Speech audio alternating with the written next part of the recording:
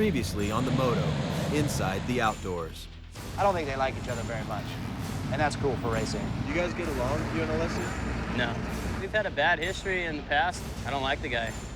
Sorry, bud. I've been dreaming about winning a championship since the day I started racing. I want to win. Moto 1 winner, Searle to Mike Alessi. And in a shocking turn of events, an injury to Mike Alessi's knee forces the family to take unnatural steps in order to contend for the title. Natural healing process means you sit on the couch for 6 weeks and then you start doing things. We're the fastest guy in the class. I mean, we won 4 races in a row. And I think this championship's ours. Obviously, we're gonna manipulate the injury as much as we can to get back in there, because I think it's our destiny.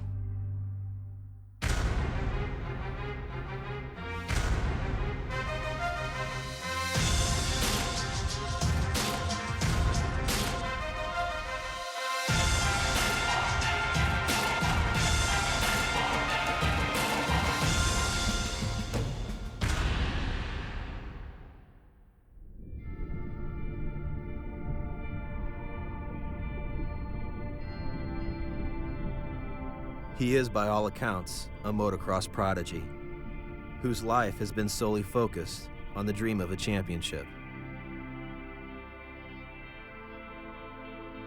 This year, the dream seemed to materialize as Mike Alessi marched towards greatness. Yet a devastating injury destroyed his kneecap, leaving him with little chance to return and his season hanging in the balance. It's up to Mike, you know? It's up to Mike at this point. I mean, we know what it's gonna take. It's not rocket science, it's racing motorcycles. The life jacket and snorkel appear unnecessary in a pool, but just 8 days out of surgery, Mike has little mobility in his knee, making the task of swimming without the use of his leg nearly impossible. Still, if he is to race a national, training is needed. After seeing us ride 4 motos in a row and win 4 races, one coming from on the ground and passing everybody to win, and then one race winning by over 30 seconds, it was pretty clear to me after 17 years we were in the position to win this championship. And so, like, to have it just kind of taken away with a freak accident it's disturbing, you know? He's worked his entire life for this. I mean, I see the dedication that he puts into this. It's heartbreaking. If you're gonna come back for the championship, then your options are only one. You have to come back at the earliest race, which would be Colorado. This was my championship to win, and it still is.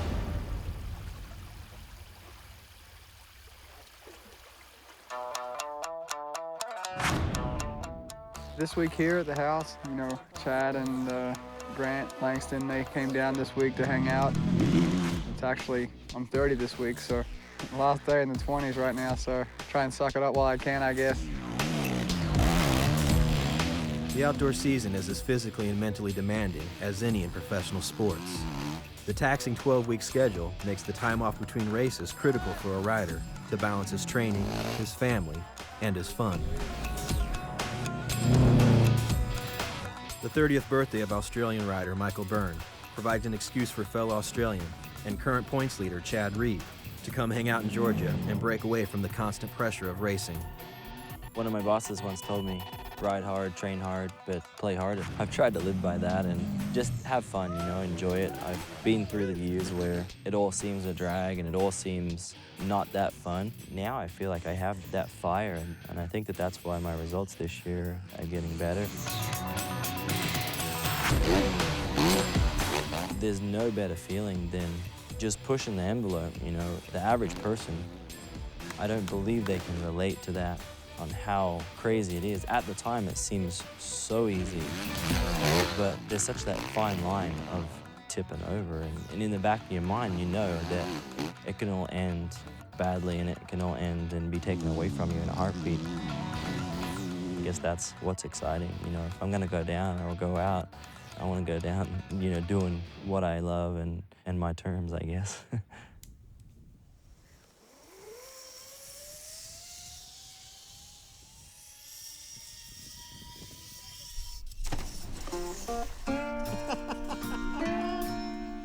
The simple charm of the country is a welcome change from the chaos of the racetrack.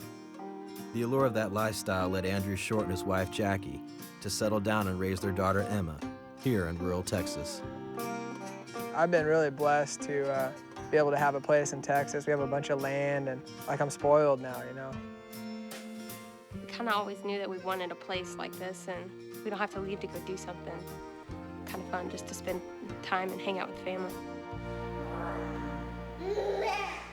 Being a father has changed my life hugely. I just told my wife, you know, like I didn't know what we used to do. I'm so excited to come home for a different reason. You know, before it was like, oh, I want to lay on the couch or something stupid, you know.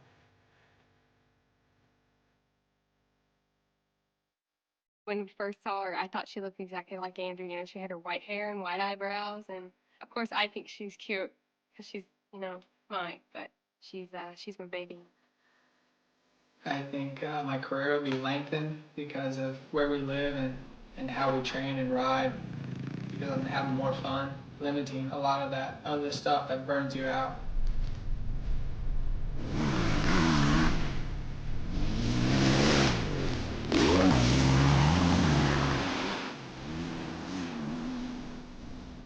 I've also learned that, you know, my self-worth isn't based on the track, and it's easy as a racer to get caught up in that.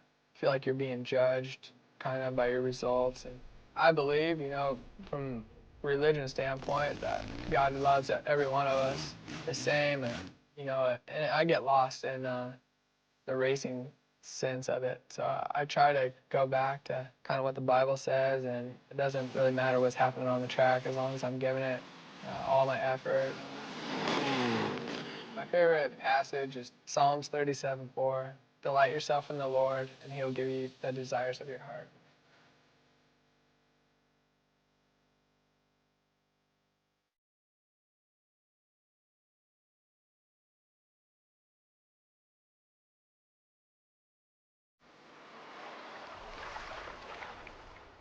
With only 5 days before the race in Colorado, Mike Alessi is still unable to do his normal training program. He's come to Big Bear, California, in search of an alternative. We've had to fill in our program with other things. A lot of different activities that he's never done before.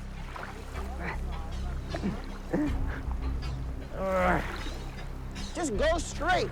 Turn around, come straight again. So all you gotta do is go that way, just go that way, and don't stop. And when you're done, turn around and come back this way. We had to figure out how to maintain his endurance and to maintain his muscle strength. Just go that way. I know, but stop. you don't understand. I can't turn left or right on just command. I just go wherever I go. Okay, well, aim it that way. Just aim that way, because there's a lot of water over there that you can't get yourself in trouble in. Aye, aye, Captain. It's hard on him. I mean, anything that you have to do that's new is not that fun. If it's going that way, go like this and make it go that way. He didn't like doing it. It was new to him. He didn't like it. He wasn't good at it. Your leg doesn't work. This is what you got to do. Do you understand the theory of what we're trying to accomplish? Gosh, I don't know why you can't figure this out, dude. It's not that hard. I wasn't going to let him give up until we got the numbers that we needed.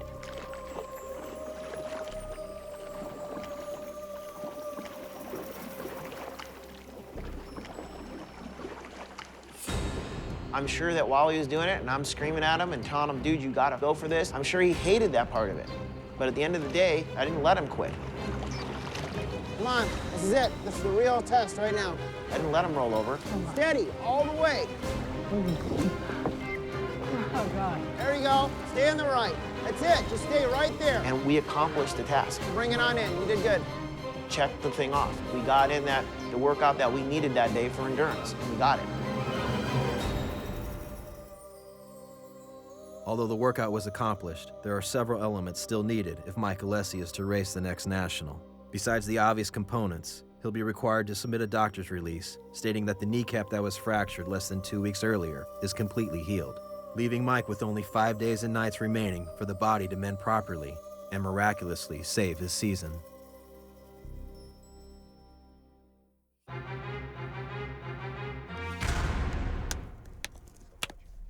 It's gonna take a miracle, dude.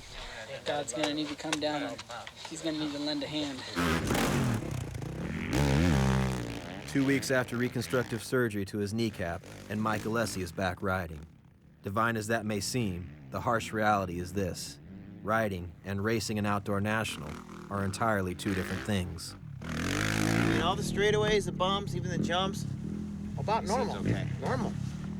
But the corners, again, look like, I mean, 6 speeds slower than normal.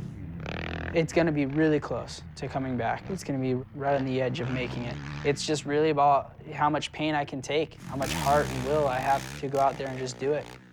I think that we got the first miracle with the bone being healed in 14 days. But, you know, now we have the 2 other steps of the puzzle, you know? You gotta have strength and you have to have speed. We have to get that miracle now in 4 days.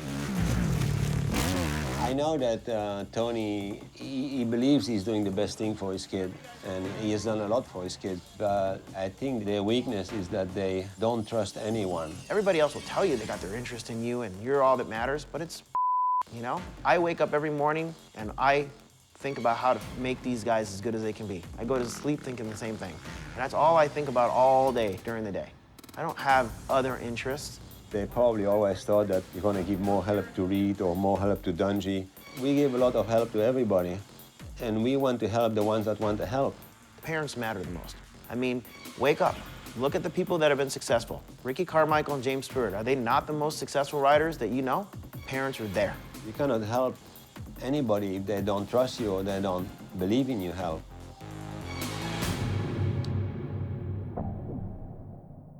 The constant thought of motocross is not for everyone. The pressure of race day and repetitive practice during the week can burn out even a young rider.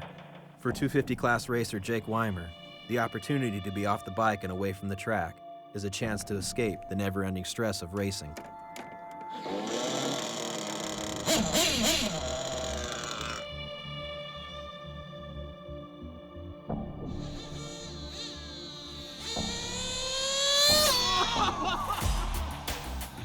You're always occupying yourself with dirt bikes and racing and training or something to do with that. So I think that it's good for me to have something, you know, like RC cars or, you know, whatever it is, something that you can go and take your mind away from it and just focus on something else.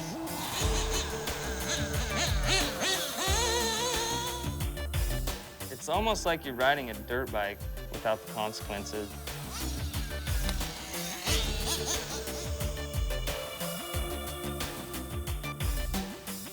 I should have put the body on it. Man, sponsors are not going to be happy about this one. English-born Tommy Searle was touted as the next great European champion. He's left the hype of home for the uncertainty of American motocross. I can't really look like a badass with this little sweep over I have going on right now, can I? Look like Prince Harry or something. You expected to kind of win, you know? I've always had great results, like from when I was young, and like when I come second in the world, you know, no one was expecting me to do that until my final year, and maybe so I've come over here and, you know, I'm expected to do well, and that's maybe why I've put pressure on myself, so I guess I just need to loosen up a bit. Tommy proved he can compete in the U.S. by earning his first podium last race at High Point. He's here in Colorado to build on that success and become a serious threat for the title. And the gate is down! Oh, Purcell got caught up in the gate! And Dungy's right in the middle. He's going to come through in the top 10. And it's Weimer who's taking over the top spot. Then it's Davalos, and in behind Davalos, that's Tommy Searle. And Purcell is deep in the pack. Dungy's deep as well.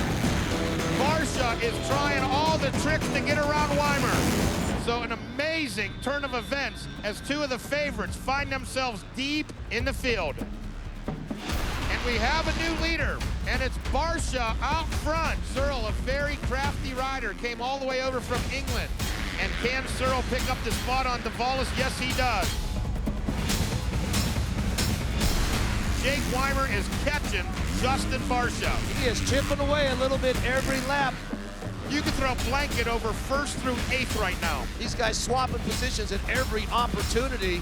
Tommy Searle got back around Metcalf. And Weimer's closing in. He is closing in on Barsha. The gap is about 5 bike lengths now as they head back up the short side of Horsepower Hill. And the number 19 of Weimer has gone around Barsha. He makes the pass coming down the hill. Well, he's got to just be so excited inside of that helmet, looking at a chance for an overall here today. Here comes Jake Weimer. Jake Weimer about to take the checkered flag. Jake Weimer shook up the podium by taking a surprising overall win. Tommy Searle fought hard all day, placing a respectable third and leaving the 250 title up for grabs. But the real drama in Colorado is still to come, as everyone turns their focus to Mike Alessi. The number 800 will attempt to race just 17 days after surgery in order to save his season.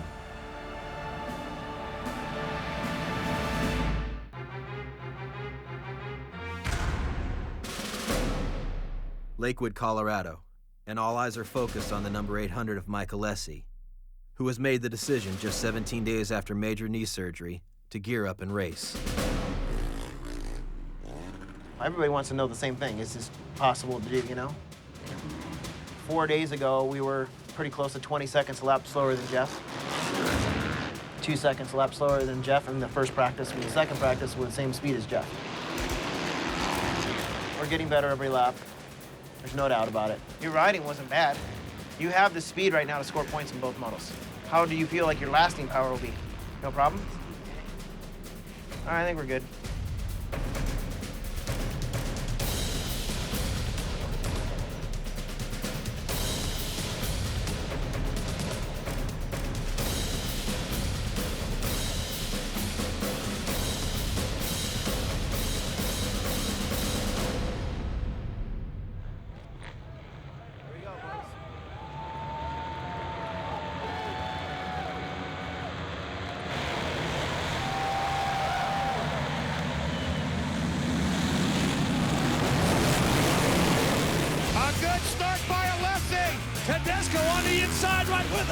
There goes Ivan Tedesco. There is the number 26 of Michael Byrne, the 22 of Chad Reed. Ivan Tedesco with the advantage. Mike Alessi still putting on a very valiant effort, but Josh Grant, the next rider to try to go around the 800, and Grant. Oh, and Alessi goes down. Alessi goes down. Very tough break for the 800, and there's a pile up of riders.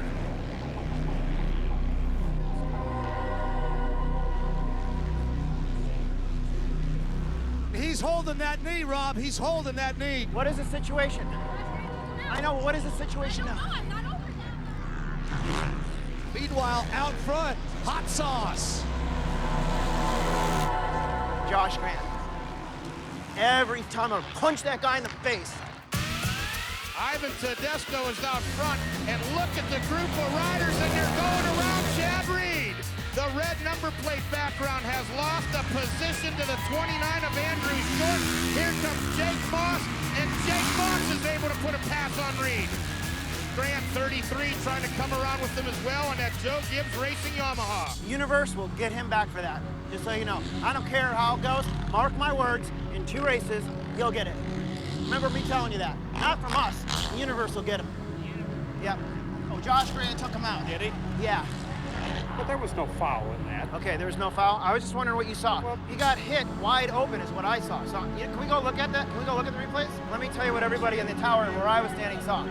Mike came like this. The other guy came right into him, plowed him off the track. Cleaned him out. He completely drove himself right in front of him. Look, so go slow motion. Look at his line. His line is straight line right into the front of his bike. Look, he's still in, Mike's in the rut. Do you see the rut that we're in? In the rut. This guy is in no rut. He's coming straight across where there's no line. Are you seeing no line? Look it. And he even braked a little bit to set him up to get him. Watch it slow. Where is he? What thing? Checkered flag in hand. Ivan Tedesco brings home the Moto 1 win. Andrew Short holds on to take number 2. And Chad Reed finishes in the number 3 spot. How does it feel like when you move it? Sharp pain. Where? Right in the middle. Hey, can we just take a quick look and see if it came apart?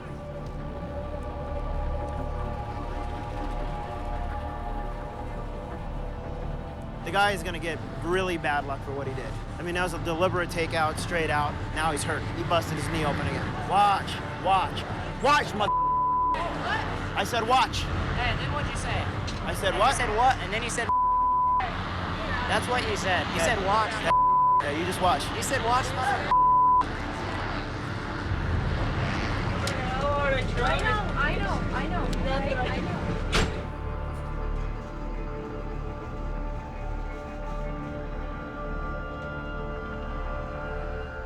Josh Grant, he's just like, a rider that came up with Mike, and they've always had trouble. He's like one of those jealous guys, And I think that Mike was getting a lot of press today because he was trying to do the impossible, and he was pulling it off, you know what I'm saying? I mean, he fought through the pain, he qualified, he got a second place start, we were running top 10, it was gonna go good, And we did everything we could do, and that's it. So, I mean, there's no regrets at this point, I mean, we made our best effort. Is it? The season's over? No doubt. The crash re-injured the already damaged knee and will require another surgery, officially putting an end to Mike Alessi's season. The AMA ruled the collision was a racing incident, with no rider at fault. Still, Josh Grant's intent is up for discussion. Josh Grant obviously took his line away, which he would do it hurt, not hurt. I don't think he intentionally took him out to blow his knee out, but I think that their lines came together. I don't think Josh steered away from it. The way he looked at it, you don't want to get hit, you shouldn't be on the track. You gotta realize this isn't like pee-wee soccer. We don't all have to play. We don't all have to hold hands and shake hands in the game. We definitely have a past, but I mean, that didn't have really much to do with it. Just, I want to do good, and if you're in my way, I'll move you out of the way, pretty much. That's all you can say about that? Yeah. Fair enough. Next time on the Moto, inside the outdoors. The mid-season grind sets in, and the dream of being a professional racer seems more like a 9-to-5 job. Those who survive will be that much closer to the title.